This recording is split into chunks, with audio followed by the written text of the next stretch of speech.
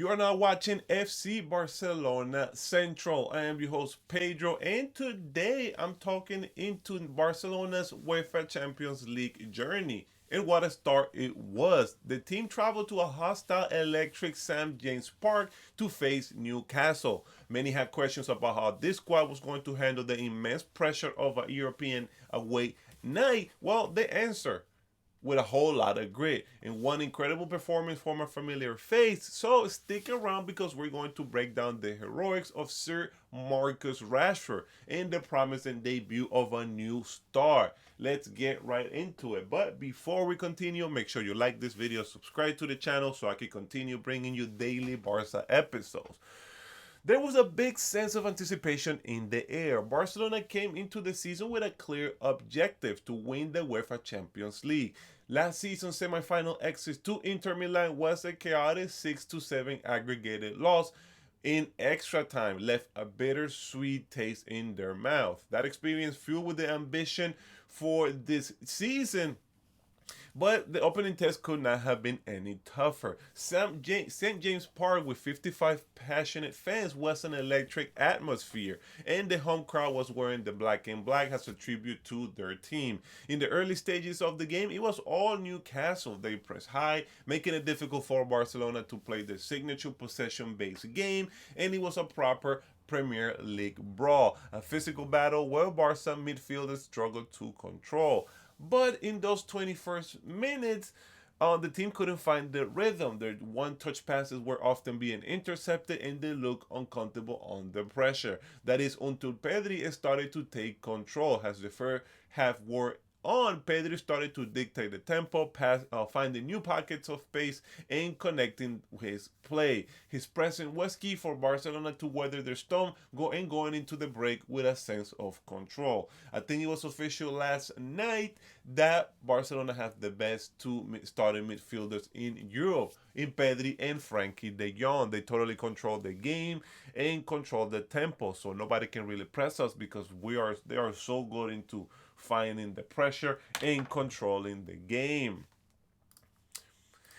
Before we talk about the goals, we have to talk about the man who kept Barcelona in the game, and that is Joan Garcia. The 24-year-old goalkeeper was making his Champions League debut in the very same stadium that tried to sign him just a few months ago. And oh boy, the hit delivered. The Newcastle fans perhaps remember the summer transfer saga that gave him a few boos, but Garcia did not let that phase him. He was commanding presence, especially on set pieces, using his imposing frame and long arms to handle everything that came his way. But the moment that truly defined this night was in the 24th minute. After a dangerous low cross from the wing, Newcastle Harvey Barnes hit a close range shot that seems to be going into the back of the net. But Garcia reacted quickly with his right foot to save what is to call now a spectacular goal that is being called one of the best saves of the season so far. It was a phenomenal performance to prove that Barcelona was right to bet on him as a goalkeeper for the future. And now the main event. Barcelona needed a spark, and the magic moment to break a deadlock came from an unexpected hero, Marcus Rashford. The Englishman joined Barcelona this summer to revive his career, and he was back in home soil. He was motivated from the start, but in the second half, he exploded. In the 58th minute, Jules Koundé floated a perfect cross, and Rashford, showing his incredible athleticism and power, made it with a strong header. The ball flew past the goalkeeper, and he celebrated with a mix of joy and relief. That gave Barcelona the first goal of the UEFA Champions League this season. But he was not done. Just 9 minutes later, he produced a moment of pure genius. After a quick burst into space, he cut inside, took one touch to get the ball into his right foot, and unleashed a rocket shot that left everybody stunned. The ball hit the crossbar and went into the back of the net. It was a goal with such power and precision that reminded everyone once considered one of Europeans' most dangerous forward. This is exactly the kind of performance Barcelona signed him for. Newcastle, on the other hand, managed to pull back. They scored one goal through Anthony Gordon, setting up the nervy final minutes. But Barcelona's experience and masterful display of game management from Pedri helped them secure the 2-1 victory. The Champions League is a good way to start with 3 points away from home. It's crucial because especially in this tournament and this format, this was arguably one of the most difficult away matches for Barcelona that they will face this season. And they will also have to travel again to England to face Chelsea later on. The other group stages opponents are Club Brugge and Sparta Prague, who are going to be playing on their home. So we're going to have to be playing away. For the next match of the Champions League, it's going to be a big and bigger test. On October 1st, Barcelona will host none other than the European champions Paris Saint-Germain at the Stade Olympique de Montjuic. It was a matchup everybody wanted to see last season in the final, and it's a clash between two of the best teams in Europe. It's going to be a promising night of football that match.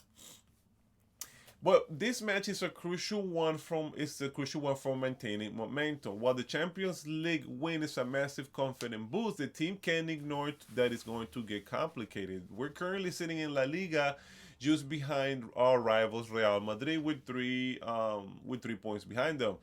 And every point matters. The pressure, well, actually 2 points behind them. The pressure is on to secure another 3 points and to keep this race on the table. Getafe is known for being a tough opponent, physical opponent under their coach. They are difficult to break down, and they will likely sit deep looking to frustrate Barcelona's attack and hit them in the counter attack. This match won't be a walk in the park like the Valencia game was, because Barcelona will need to be patient, disciplined, and find creative ways to unlock their defense. Coach Hansi Flick will have to make some decisions regarding the lineup. With a difficult Champions League match in the horizon, he might opt out for some changes on the squad and keep the rotation fresh to also have some fresh players. We could see players like Ferran Torres and Fermin Lopez get a start given the excellent form and energy. Marc Casado might also get another run in the midfield, proving an opportunity to set others up. The big question is, of course, whether we'll see Lamine Yamal return to the squad or we're just going to see him in the bench. The club has been cautious with his recovery, so it's a wait-and-see situation. The key to victory for Barcelona will be the ability to maintain possession, create space, and finish the chances early. This is something that they are not locked and are not sharp. They need to be wary of Getafe's set pieces and counter attack threats, which could be the main source, their main source of danger. This match is a test for Barcelona's adaptability and depth, proving that they can win not just with skill but with resilience. That is all the preview that I have for the Getafe match this Sunday. We'll be back after that game to break that down and look ahead to the UEFA Champions League. It was a huge win for the UEFA Champions League. It's a star in the making on the debut of Joan Garcia, a heroic performance for Marcus Rashford. The season is just getting started, underway, and there's a lot more to come. So don't forget to like the button, subscribe to the channel, and stay up to date with all the latest analysis of FC Barcelona. I'll bring you daily episodes to this channel. It doesn't matter if it's at night or even if it's early in the morning like right now. That's when I'm a little sleepy. But this is worth it. But until next time, and remember, Visca Barça.